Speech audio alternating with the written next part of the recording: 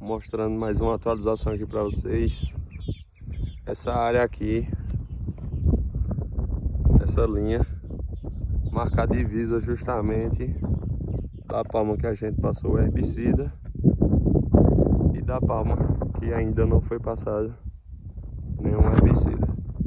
Toda essa palma aqui a gente limpou o mato maior, tanto é que tem ali uma moita de mato. Só que nessa área o herbicida não chegou a ser passado. Começou a seca, acabou que a gente não... O gado estava pastejando aqui ainda, por volta de junho, e a gente não passou herbicida. Mas o que é que vai acontecer? Quando começarem as chuvas, chuva de verão, a gente vai tentar passar herbicida em toda a palma, novamente.